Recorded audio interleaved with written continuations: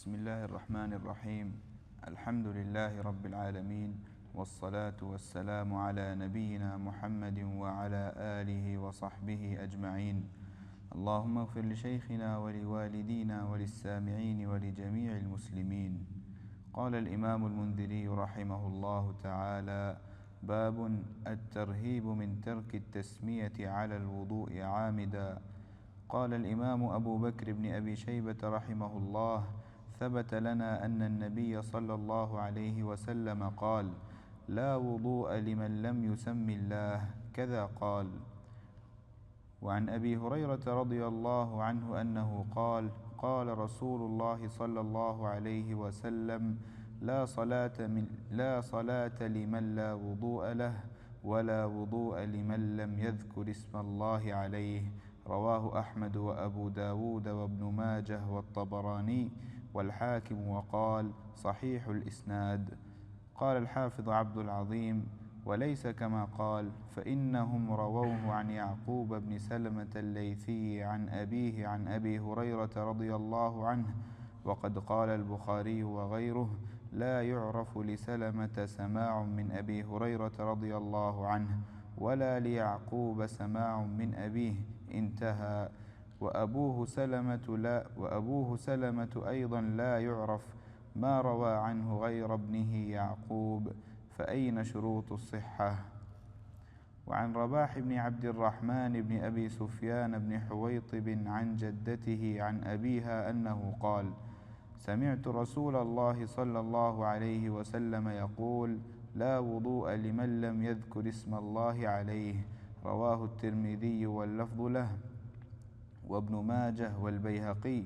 وقال الترمذي: قال محمد بن إسماعيل يعني البخاري: أحسن شيء في هذا الباب حديث رباح بن عبد الرحمن عن جدته عن أبيها. قال الترمذي: وأبوها سعيد بن زيد بن عمرو بن نفيل. قال الحافظ رحمه الله: وفي الباب أحاديث كثيرة لا يسلم شيء منها عما قال. وقد ذهب الحسن وإسحاق بن راهويه وأهل الظاهر إلى وجوب التسمية في الوضوء، حتى إنه إذا تعمد تركها أعاد الوضوء، وهو رواية عن الإمام أحمد. ولا شك أن الأحاديث التي وردت فيها، وإن كان لا يسلم شيء منها عما قال، فإنها تتعاضد بكثرة طرقها وتكتسب قوة، والله أعلم.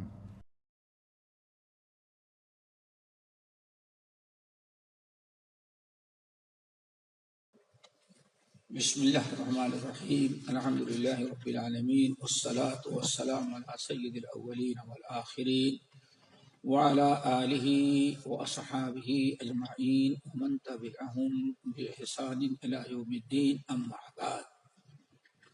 محترم حضرات، دینی بھائیوں، دوستوں، اسلامی ماں اور بہنوں، اور ترغیب و ترہیب کے شرح میں شریک ہونے والے تمام ساتھیوں، آج یہ کتاب الطہارت کا باب نمبر 9 ہے۔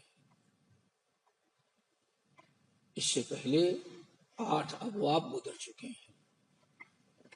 یہ باب ہے الترہیب من ترک التسمیۃ علی الوضوء عامدا۔ اس باب میں ان احادیث کا تذکرہ کیا جائے گا جس حدیث میں اس شخص کے لیے کچھ وعید اور تنبیہ کی گئی ہے جو شخص وضو کرتے وقت بسم اللہ چھوڑ دے۔ کتاب کا نام جانتے ہیں الترغیب و ترہیب۔ ترغیب یعنی ایسا عمل جس کے کرنے پر اجر و ثواب ہے، تو اس کو ترغیب کہتے ہیں کہ اس کی فضیلت سن کر کے آدمی کے اندر شوق و جذبہ رغبت پیدا ہو۔ ترہیب ایسی احادیث کہ اگر انسان ان احادیث پر عمل نہ کرے تو اللہ تعالیٰ کے ناراضگی کا ڈر ہوتا ہے، کبھی عذاب نار عذاب جہنم عذاب قبر کا سبب بنتا ہے۔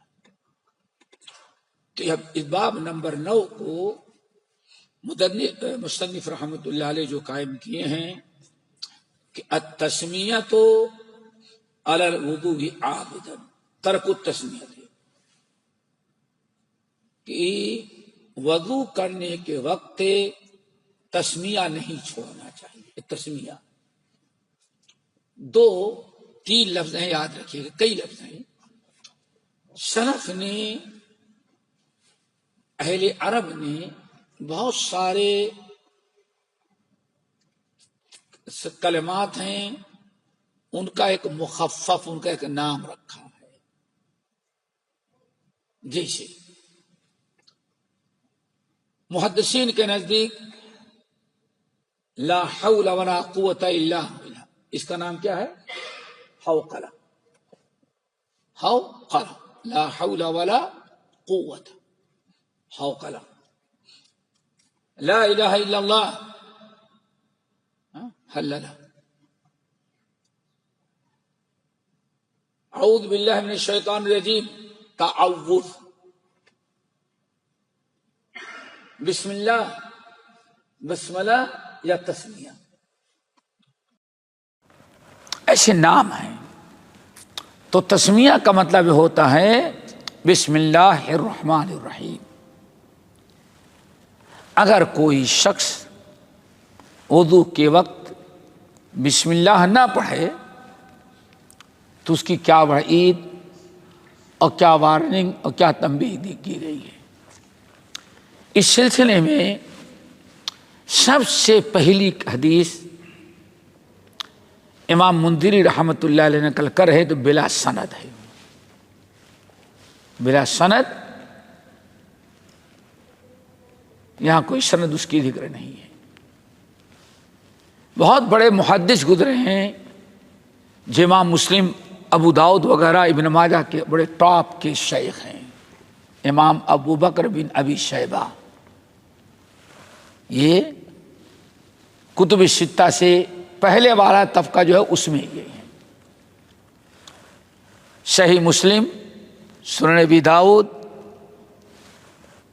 اور اسی طرح ابن ماجہ میں بہت ساری روایات ان سے منقول ہیں۔ انہوں نے کئی کتابیں لکھی۔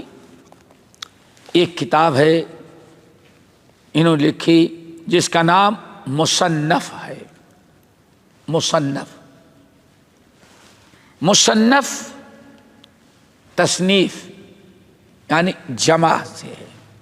کیا ہے وہ؟ جمع کر دینا، ترتیب دے دینا۔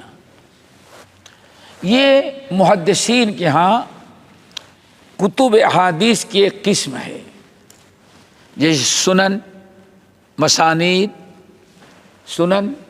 مسانید، جامع،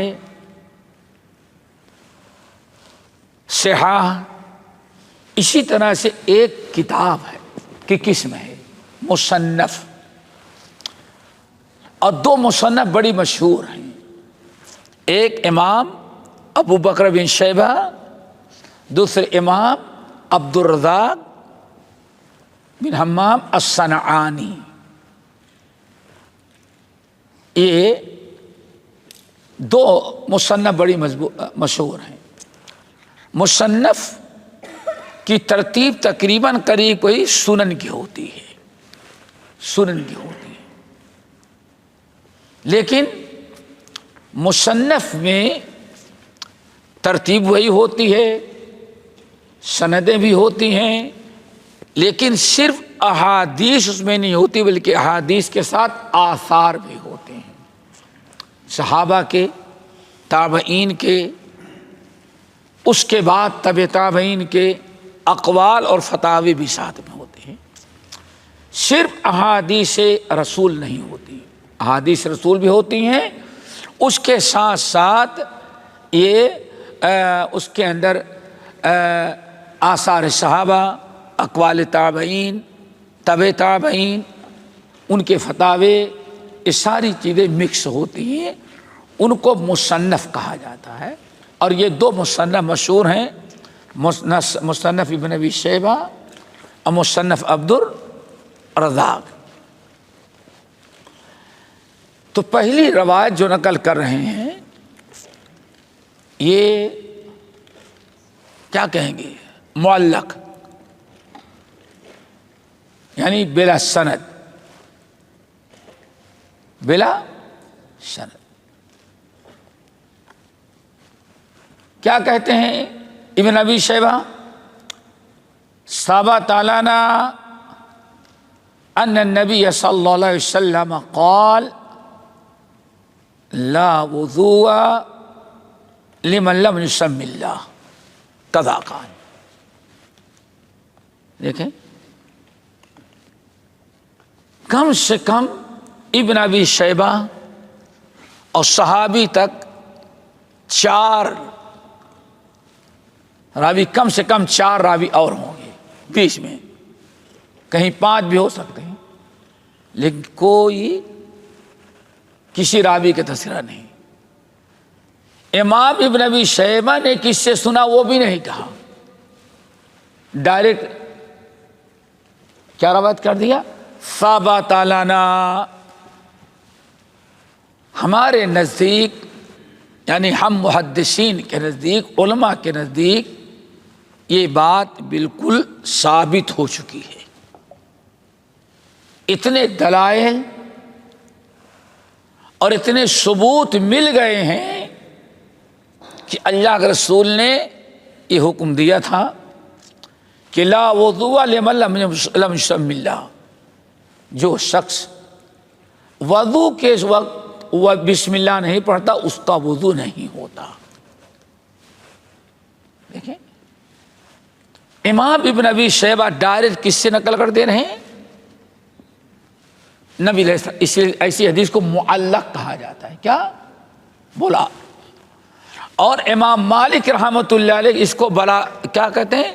امام مالک ایسے بہت کرتے ہیں، بلغنی، ہم کو یہ بات پہنچی ہے کہ اللہ کے رسول نے یہ فرمایا۔ تو ایک قسم کے بھی بلاغات میں سے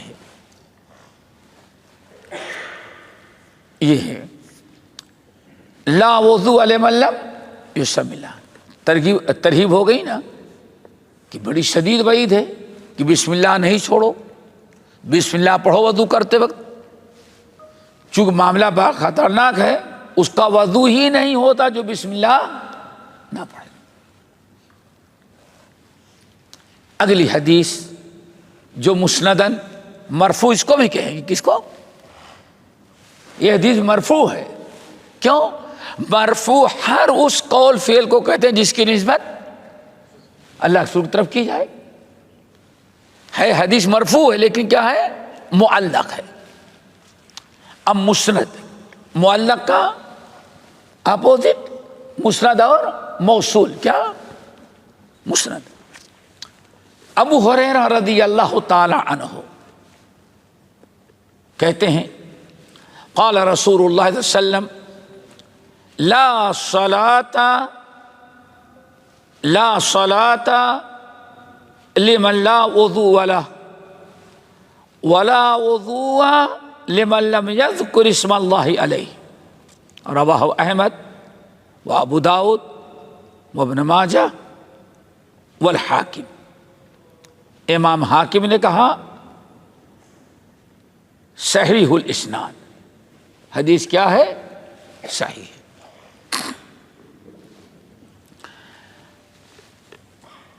ابو ہریرہ رضی اللہ تعالیٰ عنہ کہتے ہیں کہ اللہ کے رسول نے فرمایا لا صلاة لمن لا وضوء له، اس شخص کی نماز نہیں جس نے وضو نہ کیا۔ یہ جملہ پہلے یاد رکھے تاکہ اختلاف بیان سمجھاتے وقت بات سمجھ میں آئے۔ سنیں غور سے، لا وضوء لا صلاة لمن لا وضوء له، جس شخص سے وضو نہیں کرتے، جس شخص نے وضو نہیں کیا اس کی نماز نہیں۔ آگے بات سن، یعنی کیا مطلب ہے؟ نماز کے لیے وضو کرنا ضروری ہے، یہ مطلب ہوا نا کہ نماز کے لیے وضو کرنا ضروری ہے، اگر وضو نہیں کرو گے تو نماز نہیں ہوگی۔ یہ تو ایک جملہ ہوا۔ آگے دوسرا جملہ، وَلَا وُضُوَّ لِمَن لَّمْ يَذْكُرِ اسْمَ اللَّهِ عَلَيْهِ، اور اس شخص کا وضو نہیں جو وضو کرتے ہوئے بسم اللہ نہ پڑھے۔ حدیث کے دو ٹکڑے ہو گئے نا، دو حصے۔ جزء اول کیا ہے؟ لا صلاۃ لمن لا وضوء له، جو شخص وضو نہیں کرتا اس کی نماز نہیں ہوتی، ایک یہ ہے۔ دوسرا جملہ جو ہے مستقل، ولا وضوء لمن لم يذكر اسم اللہ علیہ، اور جو شخص بسم اللہ کے وضو کرتے وقت بسم اللہ نہیں پڑھے گا اس کا وضو نہیں ہوتا۔ ایک حدیث ہو گئی۔ اس حدیث کو امام احمد نے روایت کیا، امام ابو داؤد نے کیا، امام ابن ماجہ نے کیا، اور امام طبرانی اور حاکم نے بھی کیا ہے۔ اتنے محدثین نے اس کی تصحیح کی۔ امام احمد نے کیا، کیوں؟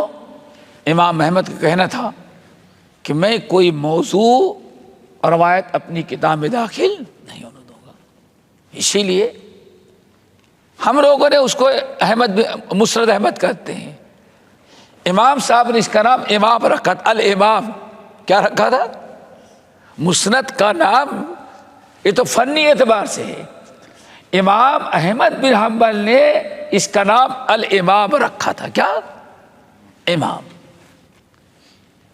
رکھے رہتے۔ جب کسی حدیث کی ضرورت پڑتی اور کچھ سند وغیرہ کا مسئلہ تو اس کی طرف لوٹتے تھے۔ کس کی طرف؟ اپنے رجوع کرتے اپنے امام یعنی اپنی مسند کی طرف۔ تو کوئی موضوع باطل روایت ہم نقل نہیں کریں گے۔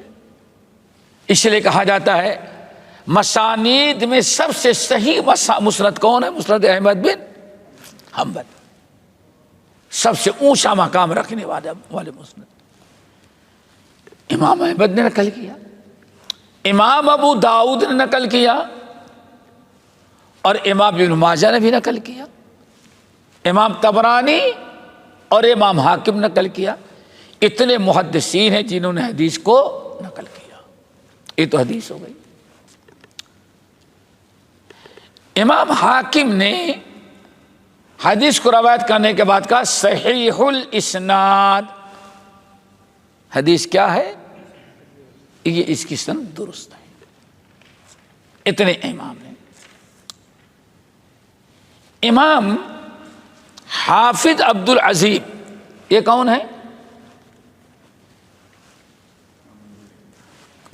مصنف کتاب کے، یہ جو کتاب پڑھ رہے ہیں نا اس کے مصنف امام عبد العزیم منذری، یہ کہتے ہیں قال الحافظ عبد العزیم۔ یہ کیسے نقل کر رہے ہیں؟ اپنے کو کہہ رہے ہیں؟ ہاں، اپنے کو نہیں کہہ رہے ہیں۔ یہ بات کسی امام منذری کی نہیں ہے۔ امام منذری رحمت اللہ علیہ جب اس حدیث کتاب کو املا کرا رہے تھے، کیا مطلب؟ بیٹھتے اور کتاب حدیث پڑھتے، املا کراتے، لوگ نوٹ کرتے رہتے، اس کو مملی کہا جاتا۔ کیا؟ مملی، املا کرنے۔ وہ املی نہیں، کہیں وہ غلطہ ہو جائے، یہ مملی ہے، میم سے مملی، یعنی املا عملہ یملی املاان، یعنی کیا؟ املا کرانے والا۔ تو امام اس کو مملی یہ کرتے، اور تو امام منذری اس کو لکھتے۔ اب امام منذری سے جو نوٹ کیا، اب وہ جو حدیث نقل کرتا تو بے نہیں ایسے وہ ہوتا تھا۔ تو جامع کہتے ہیں، جو شاگرد ہیں جو جمع کر رہے تھے، وہ کہتے ہیں امام حاکم نے تو کہا صحیح الاسناد ہے، لیکن ہمارے استاد امام منذری جب ہم کو نقل کرا رہے تھے تو کہا کہ لیس کما قال، امام حاکم جیسے کرے معاملہ ویسے نہیں ہے. یعنی نہیں سمجھ میں آیا. امام منذری نے حدیث جب نقل کرائی اپنے شاگردوں کو تو یہاں تک تو نقل کرائی، وقال صحیح الاسناد، یہاں تک تو کس کا کلام ہے؟ منذری کا. اب منذری کے سامنے جس نے اس کتاب کو نوٹ کیا، جو ان کا شاگرد تھا، وہ یہ کہتے ہیں کہ اس حدیث کو اور منذری کے حاکم کے کلام کو نقل کر دینے کے بعد امام منذری نے کہا لیس کما قال، ہمیں اس بات سے ہمیں اس کی موافقت نہیں ہے. جیسے اس حدیث کو صحیح الاسناد امام حاکم نے کہا، میں کہتا ہوں معاملہ ایسا نہیں. یعنی امام حاکم کا یہ کہنا درست نہیں. امام حاکم نے کیا کہا ہے؟ صحیح الاسناد. امام منذری کہتے ہیں لیس کما قال، نہیں ایسا نہیں.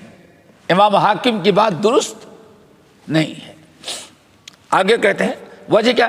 فَإِنَّهُمْ رَوَوْهُ عَنْ يَعْقُوبَ بِنْ سَلَمَةَ اللَّيْثِيِّ عَنْ أَبِيهِ عَنْ أَبِي هُرَيْرَةَ. دیکھیں کتنی تاکید کی جاتی ہے محدثین نے، کیسے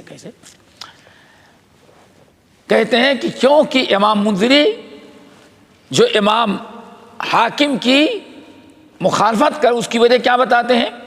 کہتے ہیں صحیح الاسناد، اس کی سند کیسے صحیح ہو سکتی ہے؟ کیونکہ یعقوب بن سلمہ اللیثی عن ابی ہریرہ، اہل علم نے اس حدیث کو روایت کیا ہے.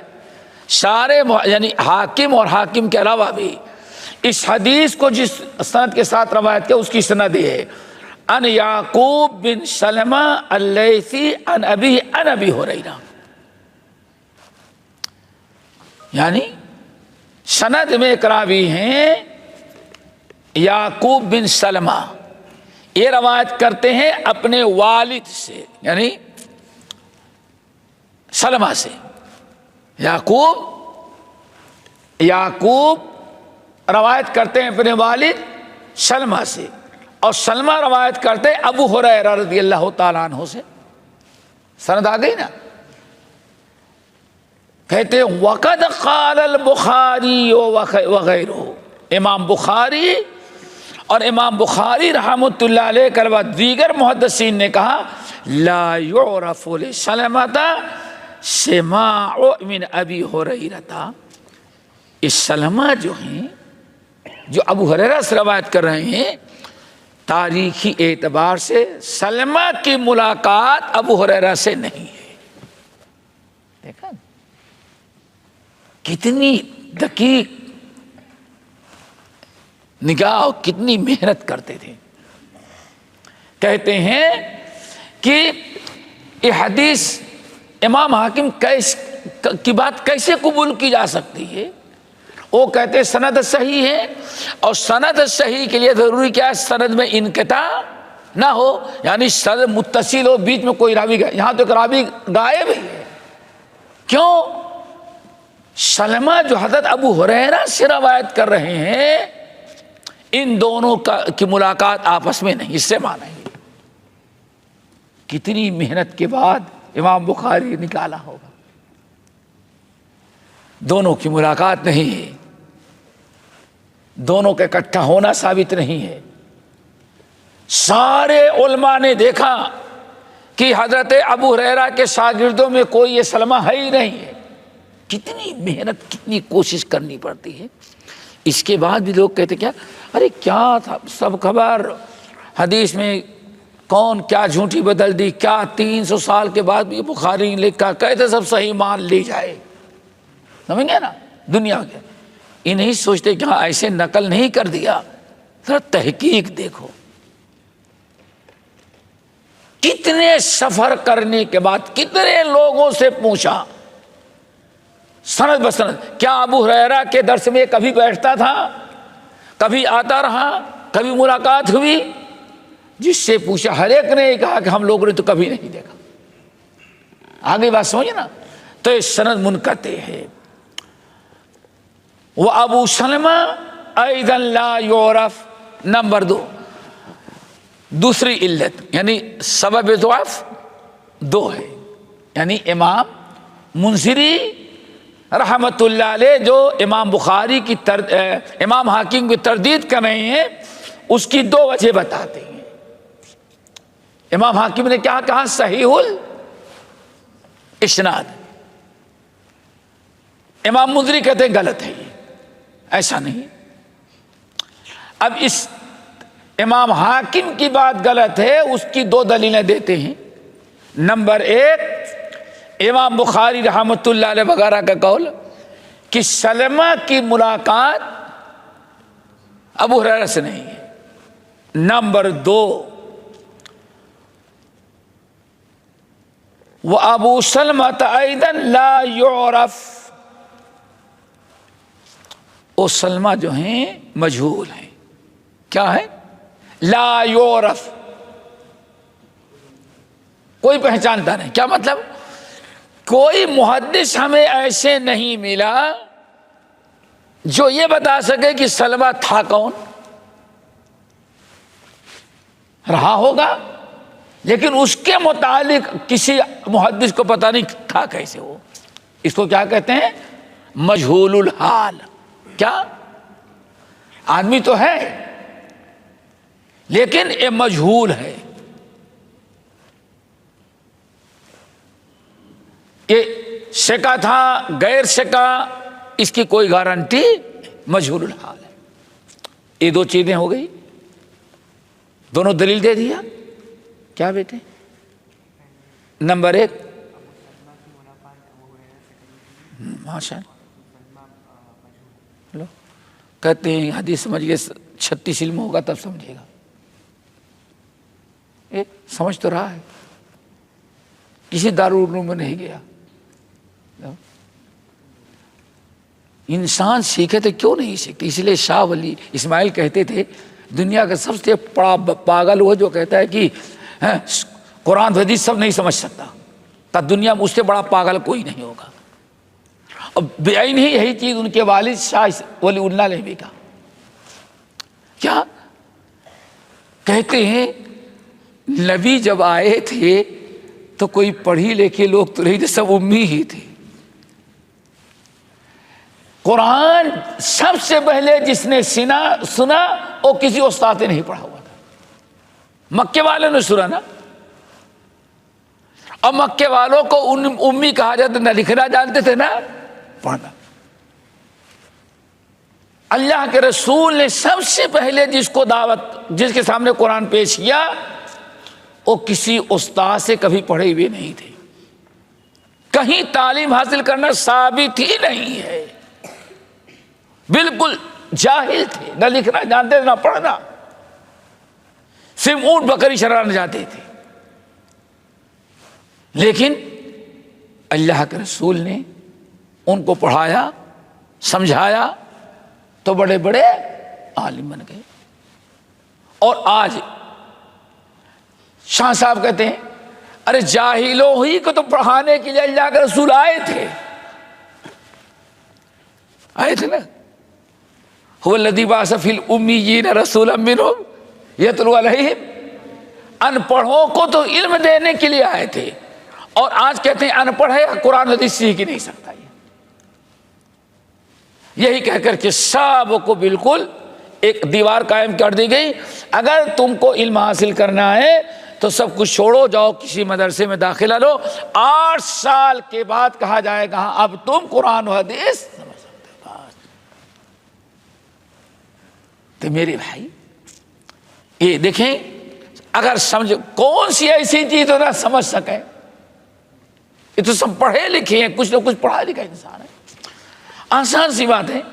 2 وجہ ہے جس کی بنا پر حدیث کیا ہوئی ہے؟ ضعیف ہوئی. یہ ہے حدیث. ایک تو انقطاع ہے، اور نمبر 2 راوی کیا ہے؟ مشہور ہے. ماشاءاللہ دیکھیں اس عمر میں سمجھ لے کہ ہاں مجہول ہے. مجہول ہے کون ہے؟ جس کی حالت لوگوں کو معلوم نہ ہو کہ کیسا تھا، سچا تھا یا جھوٹا تھا. اس کا استاد کون ہے، اس کا شاگرد، اس کو کہتے ہیں مجہول. آسان ہے سمجھنا.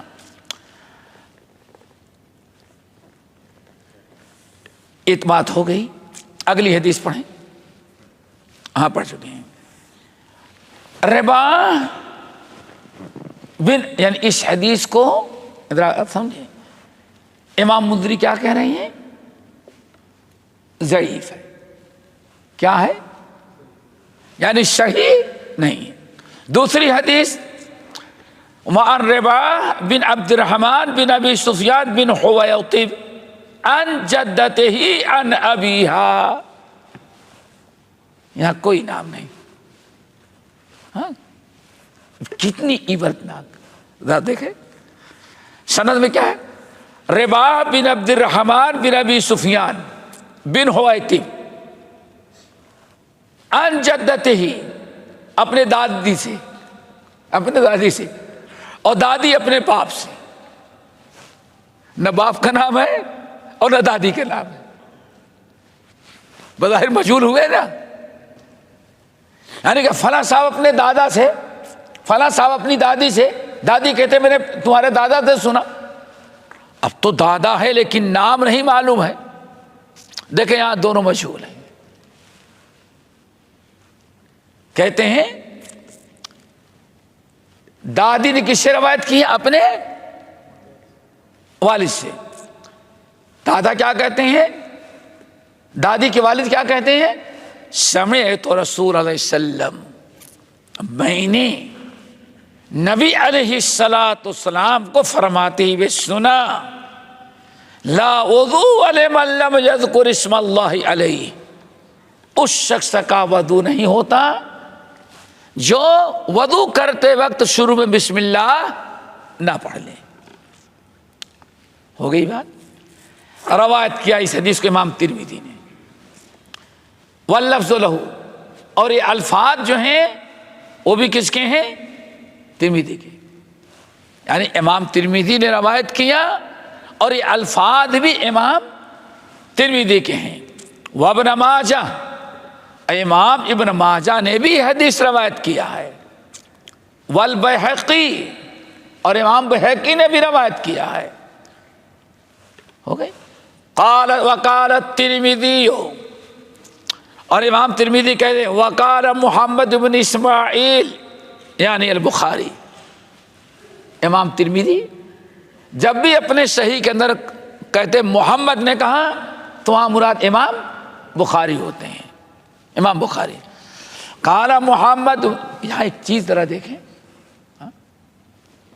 ایک تو یہ ہے قال محمد، محمد نے کہا. اور ہمارے یہاں ایک معمولی سے عالم ہوگا تو 3 سطر میں اس کا ٹائٹل ہوگا. نہ دیکھیں کیا خیال ہے؟ نہیں 2 سطر پورا اس کا لقب ہوگا، بیچ میں کہیں دعوت برکاتہم، کیا دعوت برکاتہم ہوگا، نام کے بعد دعوت برکاتہم. اتنا لمبا ٹائٹل. اللہ اکبر. علامہ فہامہ فنا فنا فنا فنا فنا فنا فنا مجدد میعۃ حاضرہ. کیا؟ اس موجودہ صدی کا مجدد. اب اس کے بعد آئے گا احمد رضا خاں دامت برکاتہم رحمہ اللہ. اتنے دیر کے بعد آئے گا، 3-4 سطر کے بعد. آسان. ذرا سوچو سلف کیوں، سلف غلو سے بچتے تھے. کس سے؟ غلو سے. اور ایک ہمارے بعد اسلاف میں تو نے کہا ذرا دیکھو غلو سے یہاں تک کہ صحابہ کرام بھی نبی علیہ السلام نہ کبھی سرور کائنات نہ فنا کچھ نہیں کہا. صرف کہا تو کیا کہا؟ فداک ابی و امی یا رسول اللہ. قال رسول اللہ صلی اللہ علیہ وسلم قال محمد صلی اللہ علیہ وسلم. اللہ نے جو کلمہ پسند کیا لا الہ الا اللہ محمد، اور نہ کوئی لقب، نہ القاب، نہ ٹائٹل، کچھ نہیں. الحمدللہ آج تک امت میں بڑا طبقہ صراط مستقیم ہے. ایاکم والغلو.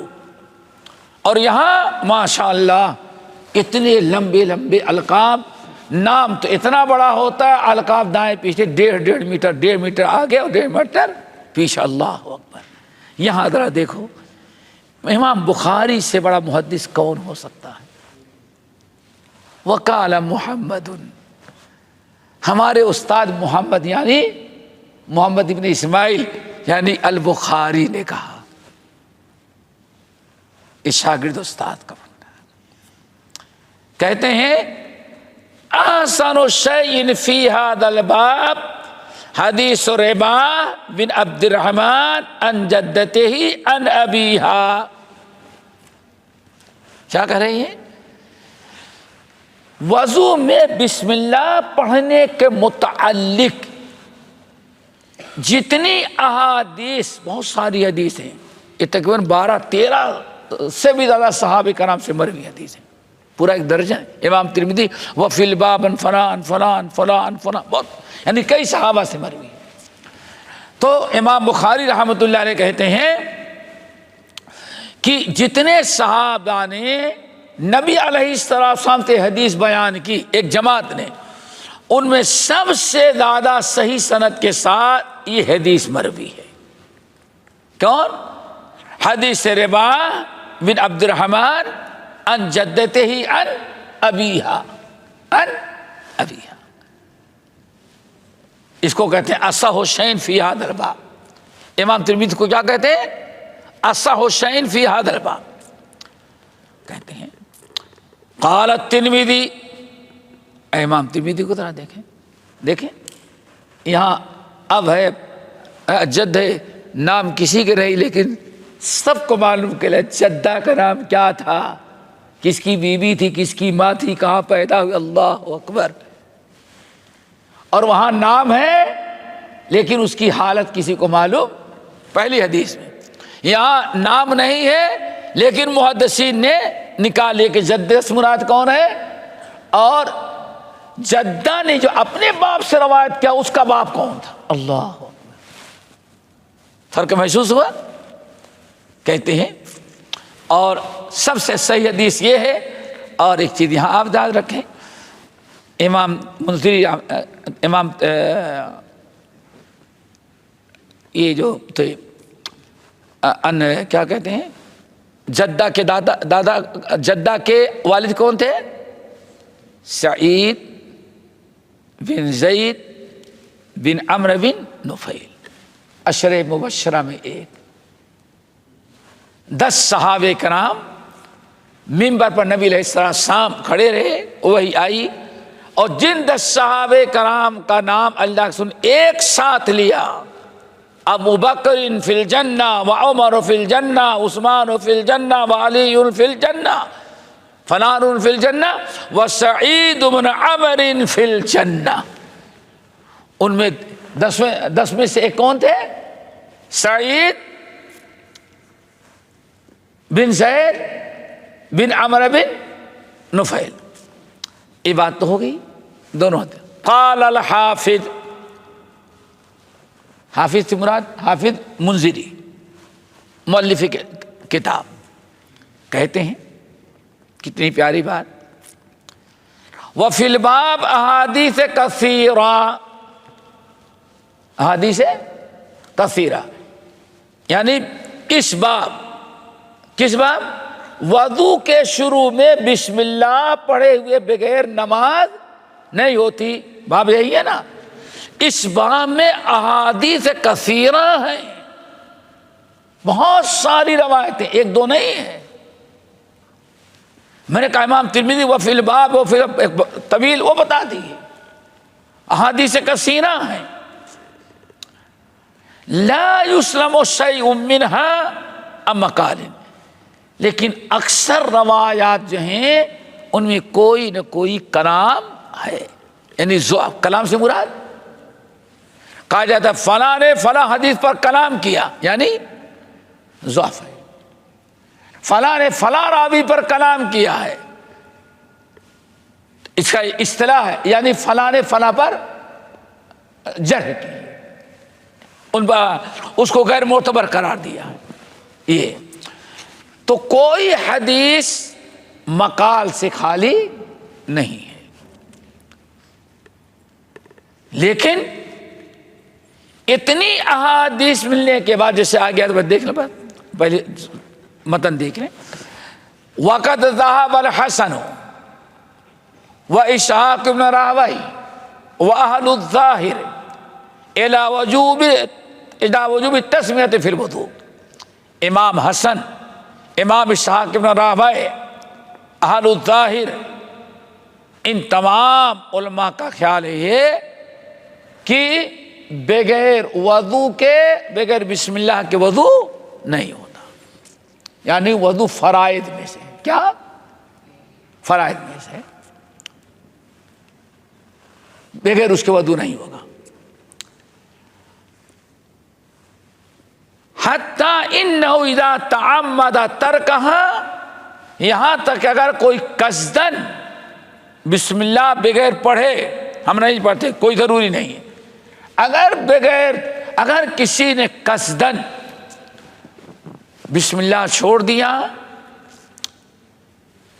تو اس کا وضو نہیں، اگر وہ نماز اپنی درست کرنا چاہتا اعاد الوضو، تو اسے چاہے دوبارہ وہ وضو کرے۔ یعنی ان حضرات کے نزدیک بسم اللہ پڑھنا کیا ہے؟ فرائض وضو میں سے ہے۔ جب تک بسم اللہ نہیں پڑھے گا اس کا وضو نہیں، اور وضو نہیں تو اس کی نماز نہیں۔ وَهُوَ رَوَایَةٌ عَنِ الْإِمَامِ احمد، اور یہی ایک روایت امام احمد بن حنبل کی بھی، یعنی امام احمد حنبل کا بھی ایک قول یہی ہے کہ بسم اللہ پڑھنا ضروری ہے، اگر بغیر بسم اللہ کے وضو کیا تو وضو نہیں ہوگا۔ ہوگی بات یہ۔ اب ایک بات رہ گئی، امام مدری نے کیا کہا؟ پہلی حدیث پر تنقید کی تھی نا کہ حدیثیں، لیکن کوئی حدیث صحیح نہیں۔ اب آگے دیکھو، باب کے خاتمے پر امام ترمذی رحمۃ اللہ علیہ کہتے ہیں ولا شک، اللہ اگر یہ ہے، ولا شک ان الاحادیث التي وردت فیہا، اس میں کوئی شک نہیں ہے کہ اس باب میں جتنی روایتیں آئی ہوئی ہیں، گرچہ ہر حدیث میں کچھ نہ کچھ کلام ہے، لیکن اتنی زیادہ احادیث ہیں کہ اگر ساری حدیثوں کو اکٹھا کیا جائے تو حدیث صحیح ہو جاتی۔ کیا صحیح لے گئی رہی؟ کیا کہیں کہ صحیح لے گئی رہی، صحیح لے گئی رہی ہو جاتی۔ اتنی روایتیں ہیں فَإِنَّهَا تَتَعَاضَدُ بِكَثْرَةِ طُرُقِهَا، چونکہ ایک سند نہیں، دسیوں سند اکٹھا ہو گئی، تو اگر کسی میں ضعف تھا تو دوسری کی وجہ سے کیا ہو گئی؟ وہ صحیح ہو گئی۔ تو آخر خلاصہ کیا ہے؟ ایک سند نہیں ہے، اتنی سندوں سے اور اتنے طرق، اتنے صحابہ سے مروی ہیں کہ اس پر یقین کرنا پڑتا ہے کہ واقعی نبی علیہ السلام کی حدیث موجود ہے۔ اور اسی چیز کی طرف کیا تھا امام، شروع میں امام ابو بکر بن شیبہ نے کیا کہا تھا؟ ثبت لنا، اے لوگوں ہم نے بہت ساری حدیثیں دیکھ لی، پڑھ لیا، اس بات پر ہمیں 100% یقین کامل ہو گیا کہ اللہ کے رسول نے فرمایا کہ بغیر وضو بسم اللہ کے وضو نہیں ہوتا۔ یعنی امام ابن ابی شیبہ کے رحمۃ اللہ صاحب اتنی احادیث تھی، اسی لیے انہوں نے سند متن تو کچھ سند نقل نہیں کی، اتنا کہا کہ لوگوں بسم اللہ، وضو کے پہلے بسم اللہ پڑھا کرو، کیوں؟ وقت ثبت لنا، ہمارے نزدیک، لنا یعنی ہم محدثین اور علماء کے نزدیک وضو میں بسم اللہ پڑھنے والی حدیث ثابت ہو گئی کہ اللہ کے رسول نے فرمایا ہے، جھوٹ نہیں ہو سکتا۔ اور کہتے ہیں بے کثرت طرقھا وتکتسب قوۃً، گرچہ کمزور ہی تھیں ایک سرت، لیکن سب مل جانے کے بعد قوہ یعنی حدیث قوی ہو گئی۔ اب حدیث ضعیف نہیں رہے گی، کیا ہو گئی؟ حدیث قوی ہو گئی۔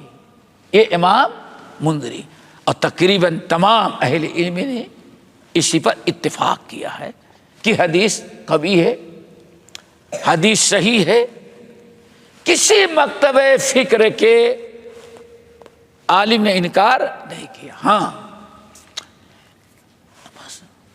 اختلاف اس میں ہے کہ آیا بسم اللہ پڑھنا واقعی فرض ہے یا فرض نہیں ہے، یا یوں کہ فرض ہے یا سن، اختلاف اس میں ہے، اختلاف اس میں ہے۔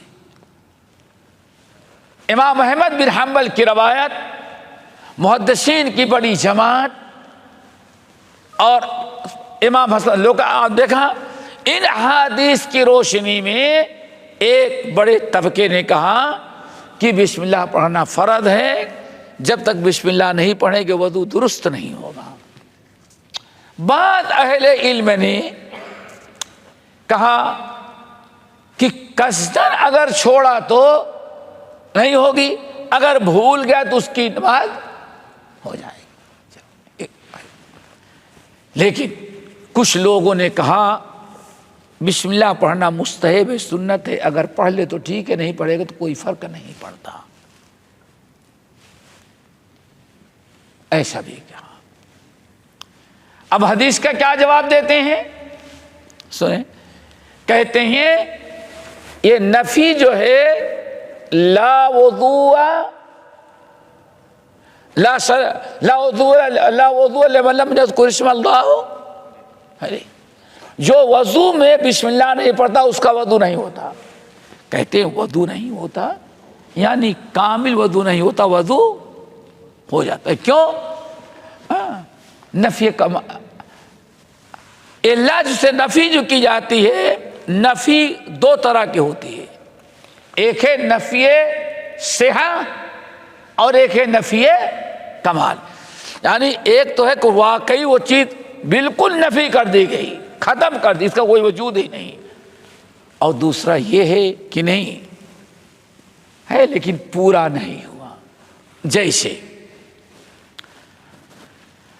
حدیث کے اندر آتا ہے اللہ سبحانہ لا ایمان لمن لا امانت له، جو شخص امانت ادا نہ کرے وہ مومن نہیں ہوتا۔ بھائی اتفاق علماء کہتے ہیں مومن ہے، گنہگار ہے، خیانت کیا، چوری کیا، گنہگار ہے، گناہ کبیرہ کیا، لیکن اسلام کے دائرے میں۔ کہتے ہیں دیکھیں یہاں اللہ کے رسول نے کافر نہیں قرار دیا بلکہ کیا ہے اس کے کامل ہونے سے انکار کیا۔ تو کہتے ہیں ایسے یہاں کہ لا وضوء لمن لم یذکر اسم اللہ علیہ، جو بسم اللہ نہیں پڑھے گا اس کا وضو نہیں، لا وضوء کاملا، یعنی وضو تو ہو جائے گا لیکن کامل نہیں ہوگا۔ سمجھ گئے نہیں بات؟ اب یہاں دو چیز ہے، پہلی حدیث پر ذرا غور کریں، پہلی حدیث جو آپ نے پڑھی حدیث ابی ہریرہ، اللہ تو نے کیا فرمایا؟ لا صلاۃ لمن لا وضو والا، اور آگے کیا خیال ہے اگر کھڑے ہو جائیں کہ ایک ہی حدیث میں دو معنی کیسے ہو گیا؟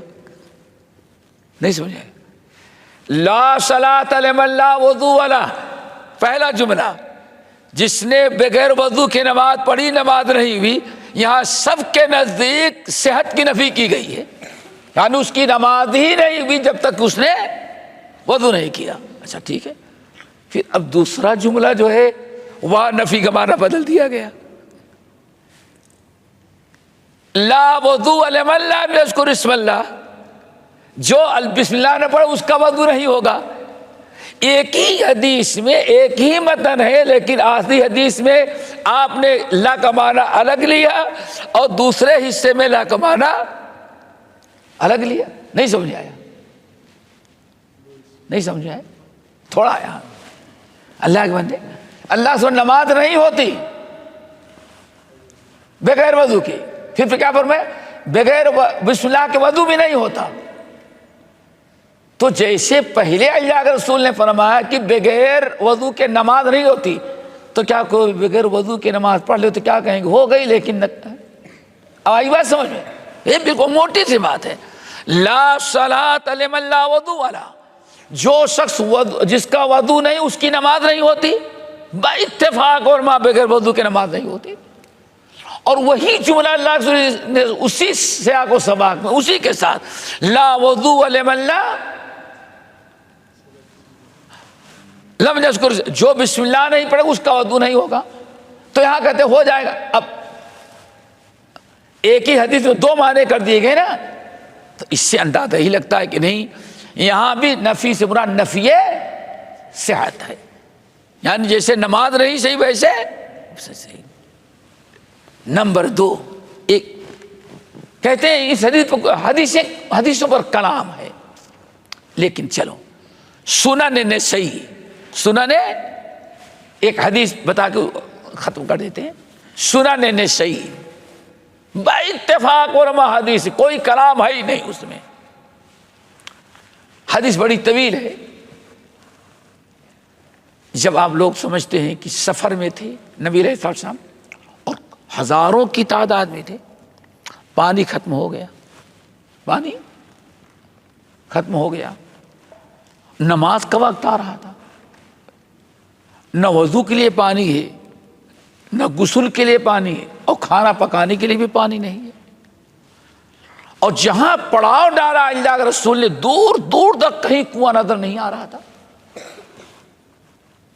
اسے پہلے قصہ سنا ہوگا، نبی علیہ السلام نے حضرت علی اور ایک صحابی اور دونوں کو حکم دیا کہ جاؤ دیکھو ڈھونڈو تم لوگ، تو چونکہ دشمنوں کا ڈر تھا اس لیے اللہ کہ تلوار لے کر کے جاؤ، اسلحہ لے کر کے جاؤ۔ بڑا قصہ مشہور ہے، سنا ہوگا پہلے۔ تلوار لیے اور گئے پانی کو ڈھونڈنے کے لیے، ادھر پہاڑوں میں گئے، ادھر وادی میں گئے، ادھر جہاں جہاں سک پڑتا تو پانی ڈھونڈے، کہیں پانی نظر ہی نہیں آیا۔ ڈھونڈ کے تنگا دیکھا ایک عورت اکیلے اونٹ پر سوار ہے اور دونوں طرف پانی کے مشک لٹکی ہوئی ہے، اس کے بعد پانی موجود ہے، پانی موجود تھا۔ جب ان دونوں تلوار تو پہلے تھی، عورت ادھر سے گزری اور اس کے پاس پانی ہے، تو اس سے پوچھا یرحمک اللہ پانی کہاں ملا؟ کہاں ملا؟ یعنی پوچھنے کا مقصد یہ تھا کہ اگر قریب میں لائی پانی بھری ہوگی تو جا کر کے ہم پانی لے لیں گے۔ کہا کہ 24 گھنٹے ہو گئے مشک میں پانی بھری ہوئی اور چلتی رہی، ابھی تک دوبارہ پانی نظر نہیں آیا۔ کیا مطلب؟ 24 گھنٹے پہلے پانی میں نے بھرا یہ 2 مشک، اس کے بعد سے ابھی تک ہمیں پورے راستے میں کہیں پانی نظر نہیں آیا۔ کیا مطلب؟ 24 گھنٹہ پہلے ہمیں پانی نظر آیا تھا، جہاں میں نے بھر لیا 24 گھنٹے گزر گئے، ہمیں کہیں پانی سفر ملا ہی نہیں۔ اطمینان ہو گیا، دونوں صحابیوں کو اطمینان ہو گیا، بھائی اب ڈھونڈنے سے نہیں ملے گا، اسی کو پکڑ کے لے گا چلو۔ اس عورت تو کہا چلو چلو، ابھی شاید انکار نہیں، اب وہاں پیاس کے مارے مر رہے ہیں، ضرورت ہے، چلو انکار نہیں کر، چل تلوار دونوں کے ہاتھ میں اور جوان، چلو۔ اب چلی آ رہی بیچاری، نہ اوپر کوئی سہارا نہ نیچے کوئی سہارا نہ، اب تو گئی کام سے لے کر کے آئے تو یہاں بڑی فوج ہے، بڑی سے فوج ہے، اللہ اکبر۔ نبی علیہ السلام کے سامنے کھڑے، یا رسول اللہ اس عورت کے پاس پانی دیکھے ہے اور پانی کی امید کوئی قریب نہیں. کہہ رہی کہ 24 گھنٹے پہلے کل پانی بھر کے چلی اور ابھی پورے 24 گھنٹے سفر کرتی رہی, ہم کو پانی کہیں نہیں ملا, بس یہی پانی ہے. تو اللہ کے رسول نے فرمایا اتر, نیچے اترو. کیا کر اتنی ہزاروں لوگ موجود ہیں, اللہ کے رسول کو ملا. نبی علیہ السلام سامنے وہ اس کے مشق کا بندھن ڈھکن نہیں باندھا جاتا تھا, رسی ڈھیلی کر دی اور پانی گرنے لگا. بوڑھی سے کو دیکھ رہی بیچاری. اللہ رسول نے فرمایا نہا, جس کو نہا رہے نہاؤ, نہائے, جس کو پینا ہے پیو, اب پانی جتنے برتن ہیں سب بھر لیں. اللہ اکبر. سب لوگوں نے نہا لیا, وضو کر لیا اور اپنے اپنے برتن بھر لیے, جانوروں کو پلا لیا. وہ عورت ایسے ہی دیکھتی رہی, یہ کیا ہو رہا ہے. اور جب سب لوگ بھر لیے, اللہ سن رہا اور ضرورت ہے, اللہ سن بس, تو آپ نے اس کا باندھ دیا, کہا جاؤ. پوچھا تم کون ہو, ہاں تو بتائی. اللہ کے رسول نے فرمایا اس کو لے جاؤ, یہ پورا ایریا پار کرا دو. نبی علیہ الصلوۃ والسلام نے سنن, یہ حدیث صحیحین میں بھی ہے, لیکن سنن نسائی کے اندر یہ الفاظ ہیں, جب نبی علیہ الصلوۃ نے بندھن کھولا اور فرمایا کہ اب وضو کرنے کی باری آئی, جب لوگ وضو کرنے لگے تو فرمایا توضؤ علی بسم اللہ الرحمن الرحیم, اے لوگو وضو کرو, پانی مل گیا ہے, اور وضو کرو بسم اللہ الرحمن الرحیم پڑھتے کرو. یہ حدیث با اتفاق علماء صحیح ہے, یہ حدیث با اتفاق علماء صحیح ہے. تو اگر اس حدیث کو سامنے رکھ لیا جائے کہ اللہ فرمایا توضؤ, وضو کرو بسم اللہ کے ساتھ, وضو باقاعدہ حکم تھا عملی طور پر. اس سے بھی تائید ہوتی ہے کہ بہرحال بسم اللہ پڑھنا ضروری ہے. کوشش یہی کی جائے کہ بسم اللہ پڑھے بغیر وضو نہ کیا جائے. دیکھیں ثواب اور مستحب تو سب کے نزدیک ہے, سنت سب کے نزدیک. مسئلہ صرف کس کا ہے, آیا فرض ہے یا سنت ہے. تو سنت ہی کیوں چھوڑی جائے, ہمیشہ پڑھ لیں, اللہ تعالیٰ ثواب دے گا. اسی پر باب ختم ہوتا ہے. انشاءاللہ اگلا باب مسواک پر ہوگا. چلیں, بہتر تو یہی ہے, لیکن اگر کوئی بسم اللہ پڑھ لیتا ہے تو ہو جائے گا انشاءاللہ.